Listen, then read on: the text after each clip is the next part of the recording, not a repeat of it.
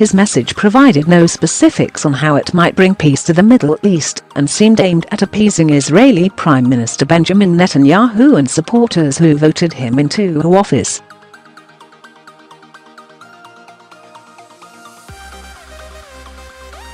But no ceremony can escape the very real negative consequences that could transpire as a result of the shift in long-standing US policy, including a complete delegitimization of the US's role in peace negotiations between Israelis and Palestinians, regional instability, and loss of key Arab and Muslim allies.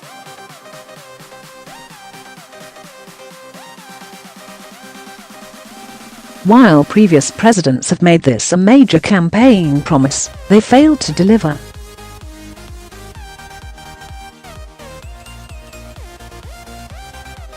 "Today, I am delivering," Trump said in a speech Wednesday afternoon. But away from the public eye, he did the exact opposite.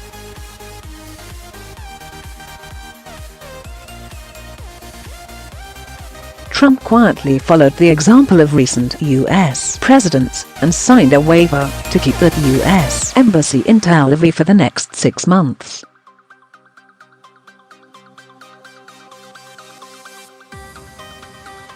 And he will likely continue to do so for the foreseeable future, since an embassy move could take years. So why the hullaballoo? Perhaps Trump thought the decision would be the best of both worlds: tough talk with little sacrifice and a means to support Israel and tacitly challenge Iran, much like his one-off, unsuccessful airstrike in Syria.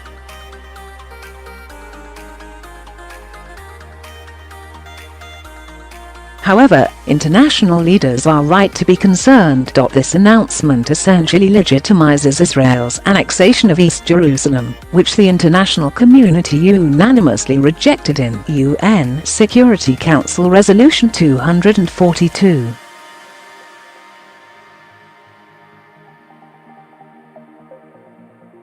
After the announcement was made, UN Ambassador Nikki Haley insisted that President Trump was not deciding who controlled the area, but the reality is hard to ignore.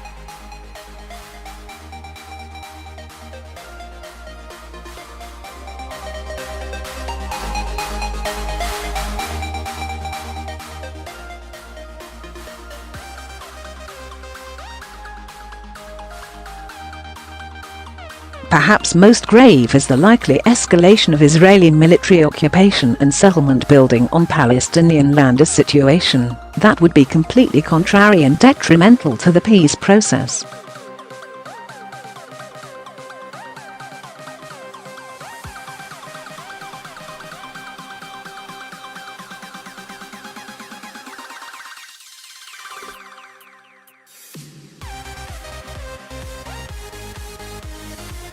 Palestinian leaders have called for 3 days of demonstration in response.Gazans. Turks and Jordanians have already taken to the streets in protest.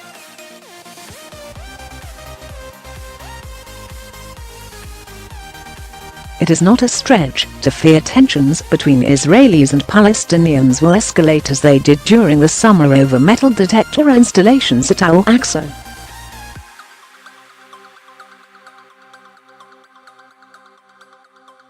Nor is it unreasonable to worry about a full-blown third intifada, which could result in numerous deaths on both sides.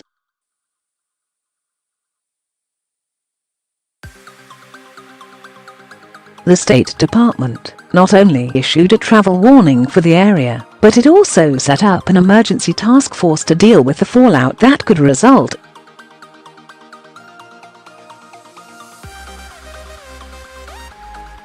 This is because the illegality of Israel's occupation of Palestine is something that virtually the entire Muslim world agrees on.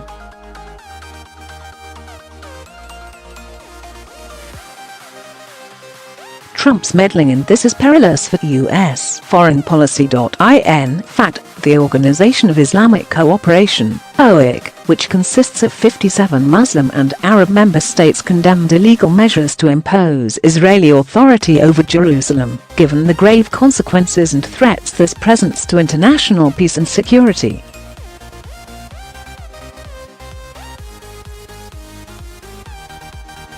join us on Twitter and Facebook. Many of the OIC's members, including Egypt, Turkey, and Jordan, are allies in the fight against ISIS in Iraq and Syria, and are home to U.S. military bases, potentially endangering U.S. military personnel.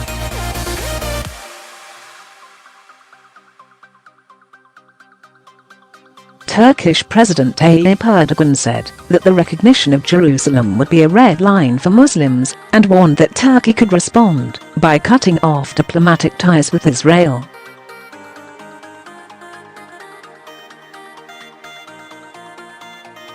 Other countries could also follow suit. US allies in Asia and Europe have also expressed concern, with 8 countries including France and the UK requesting an emergency UN meeting.